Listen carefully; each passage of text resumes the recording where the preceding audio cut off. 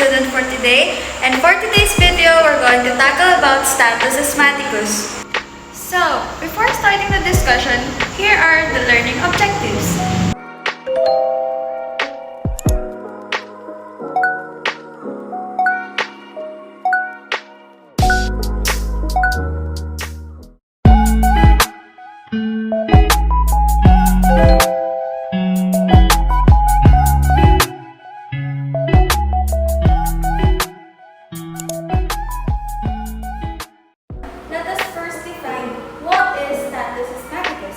Let's start with the definition of asthma.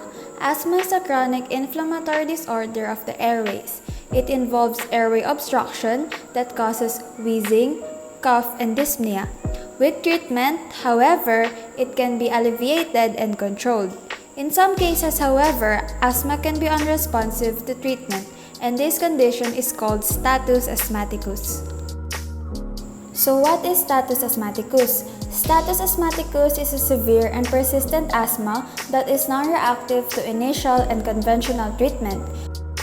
Usually, the attack can last up to 24 hours. Conditions that could precipitate status asthmaticus can be non-specific irritants, increased adrenergic blockage, anxiety, infection, nebulizer abuse, dehydration, and hypersensitivity to aspirin.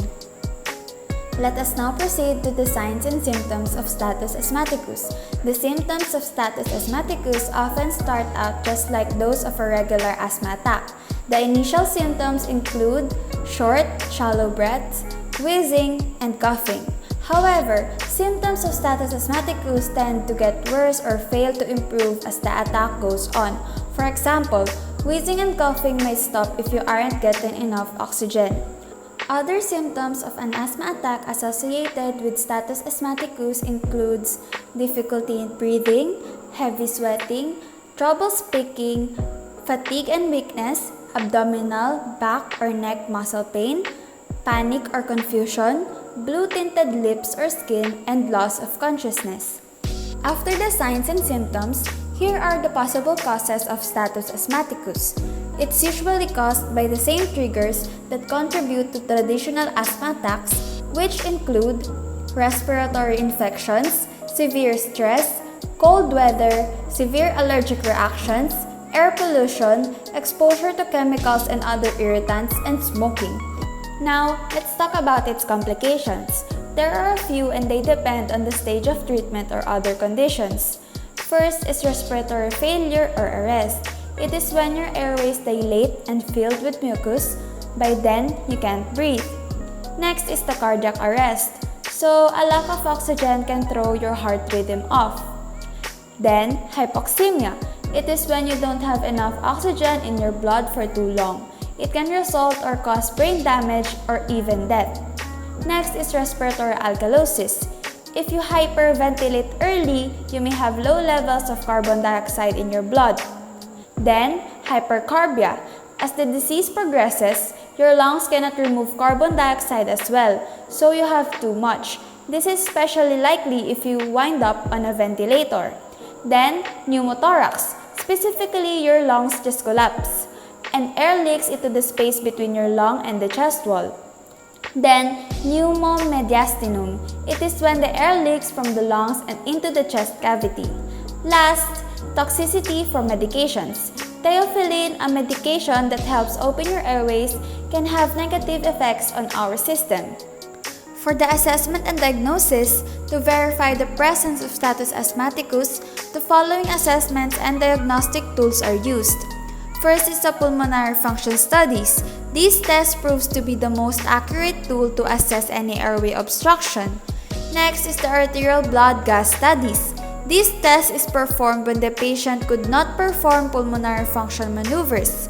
Last is the respiratory alkalosis. It is marked by a low level of carbon dioxide in the blood due to breathing excessively. For the medical management, it includes the following. Patient is given a short-acting beta-adrenergic agonist initially. Status asthmaticus is also treated with corticosteroids. Supplemental oxygen is given. This will control dyspnea, central cyanosis, and hypoxemia. Intravenous therapy is started to treat any dehydration. And then lastly, partial pressure of carbon dioxide should be maintained between 65 mm mercury to 85 mm mercury. For the nursing management, the main focus of nursing management is to actively assess the airway and the patient's response to treatment. The nurse should be prepared for the next intervention if the patient does not respond to treatment. Constantly monitor the patient for the first 12 to 24 hours or until status asthmaticus is under control. Blood pressure and cardiac rhythm should be monitored continuously during the acute phase and until the patient stabilizes and responds to therapy. Next is to assess the patient's skin turgor for signs of dehydration. Fluid intake is essential to combat dehydration, to loosen secretions, and to facilitate expectoration. Next is to administer IV fluids as prescribed, up to 3 to 4 liters a day unless contraindicated. Next is to encourage the patient to conserve energy. And then last is to ensure patient's room is quiet and free of respiratory irritants. For example, flowers, tobacco smoke, perfumes, or odor of cleaning agent. Non-allergenic pillows should also be used.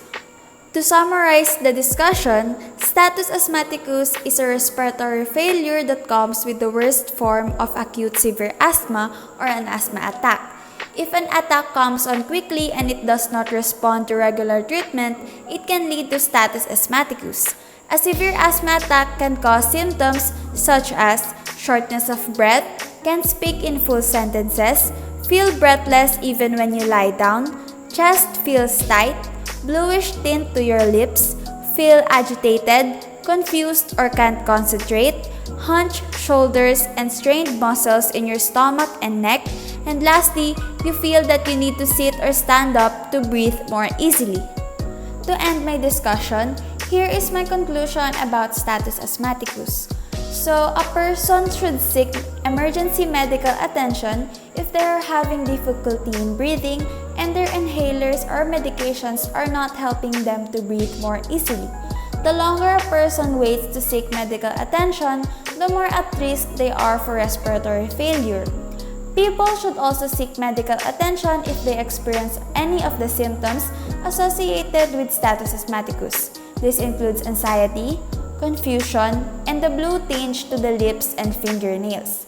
Without treatment, status asthmaticus can cause death. A person can experience a bronchospasm where the airways become small and smaller. Mucus can plug the airways, making it impossible for air to exchange. This can cause hypoxia or low oxygen levels, which can lead to cardiac arrest.